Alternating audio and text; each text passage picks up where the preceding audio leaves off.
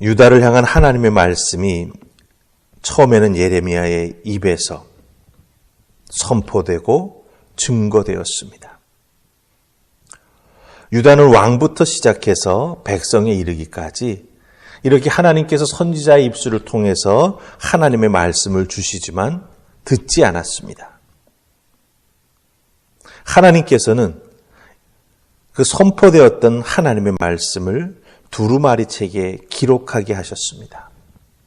그래서 지금까지 예레미야를 통해서 하셨던 모든 말씀이 두루마리 책에 기록되었습니다. 서기관 바룩이 받아 적었습니다. 성전에 모였던 백성들에게 그 말씀을 읽어 주었습니다. 돌이키기를 바라는 하나님의 마음이 있었기에 다시 한번 돌아올 기회를 기록된 말씀을 읽어줌으로 그들에게 허락해 주셨던 것이지요. 성전에 모여서 금식하며 기도하던 유다의 백성들은 그 말씀을 듣고 놀랐습니다. 성경에 보면 고관들도 놀랐다 이렇게 표현되어 있는 것을 보게 됩니다. 심판의 말씀 앞에 놀라움과 두려움이 생겼던 것이지요. 급하게 왕에게 그 두루마리를 가져가는 전달자가 그 고관들이 되는 것을 보게 됩니다. 오늘 말씀은 그 다음입니다. 여호야김 왕에게 기록된 두루마리의 말씀이 전달됩니다.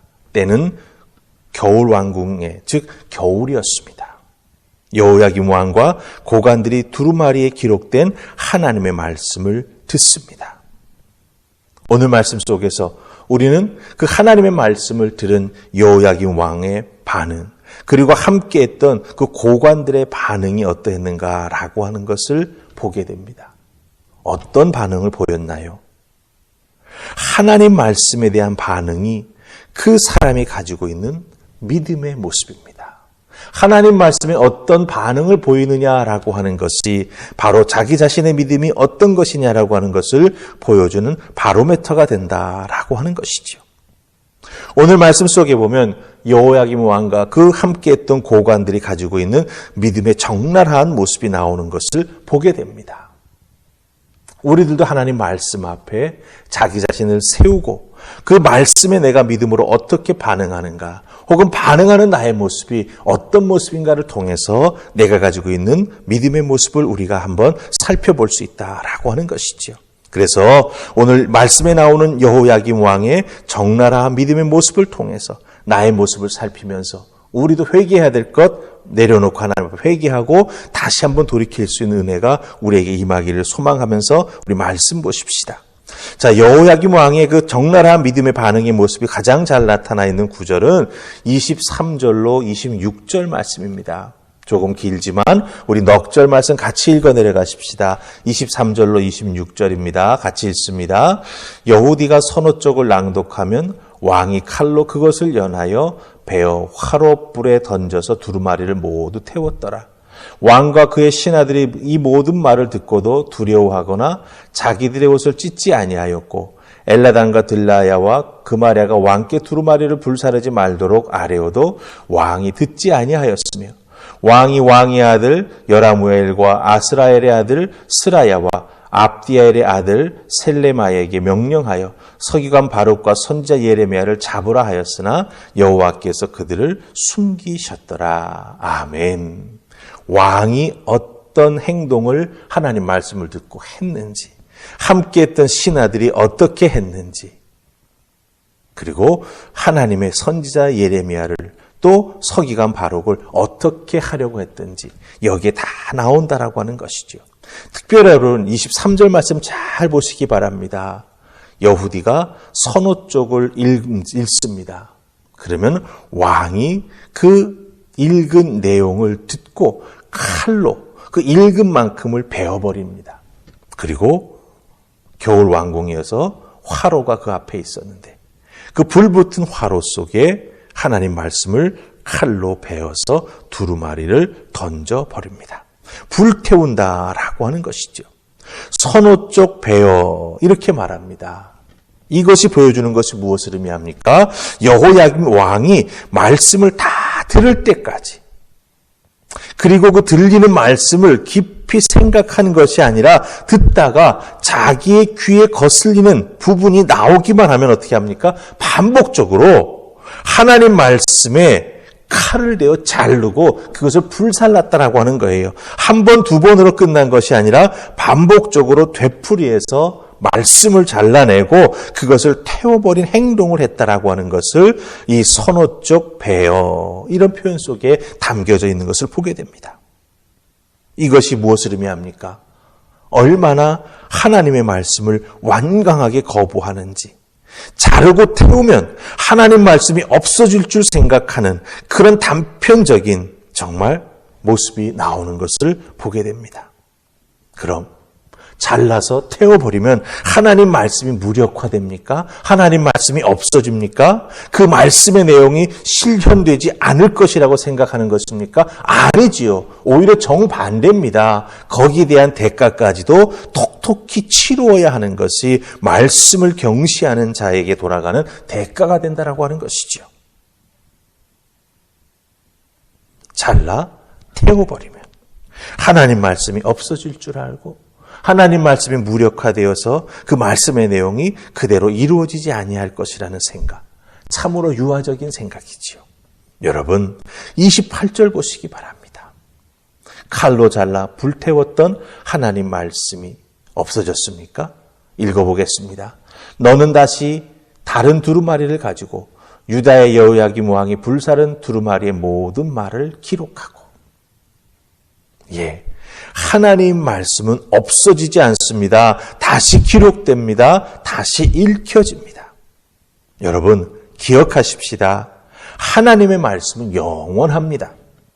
하나님의 말씀은 1.1획도 바뀌지 않습니다. 바뀌어야 할 대상은 내 마음에 들지 않는 하나님 말씀이 아니라 하나님 말씀을 듣고도 바뀌지 않는 나 자신이라고 하는 것이죠. 내가 듣기 싫다고 하나님 말씀을 바꾸려고 하거나 하나님 말씀을 덮어버리는 나 자신이 하나님 말씀에 합당하게 변화되어야 할 대상이 된다라고 하는 것입니다. 우리가 잘 아는 대로 여호야김 왕의 아버지는 요시야 왕입니다. 예루살렘 성전을 수리하다가 율법책이 발견됩니다. 그 율법책을 서기관 사반이 이 요시야 왕 앞에서 그대로 읽고 낭독합니다.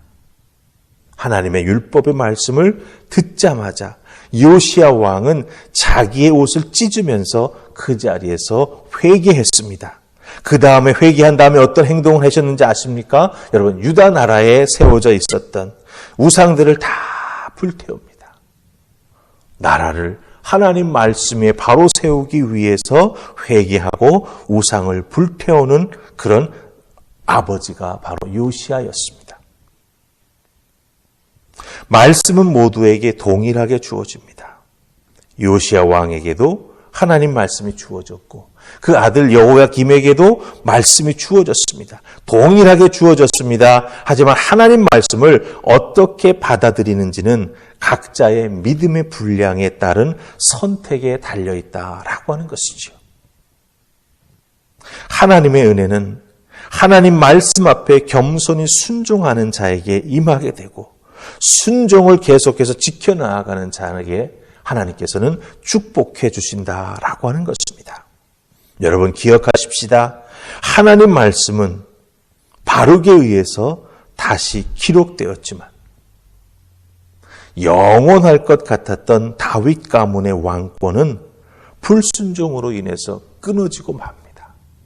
다윗에게 약속해 주셨던 그 왕에 대한 보장이 여호야김 왕의 불순종으로 인해서 끊어지고 말았다라고 하는 것입니다. 내 마음이 찔리는 말씀, 그 내 마음이 찔리는 말씀은 나의 잘못, 나의 부족함을 고칠 수 있는 기회요, 하나님 주시는 회복의 은총이 된다라고 하는 것입니다. 읽는 말씀, 선포된 말씀을 들을 때 내 마음이 찔리는 은총이 내게 임할 때 그것을 잘 붙잡아야 합니다. 나의 부족함, 나의 잘못을 고치고 회복될 수 있는 기회를 하나님께서 말씀을 통해서 나에게 주고 계시다라고 하는 거죠. 그러니 어떻게 합니까? 붙잡아야 합니다. 하나님 말씀이 들리는 은혜를 잘 선용하는 우리가 되어야 한다라고 하는 것이죠.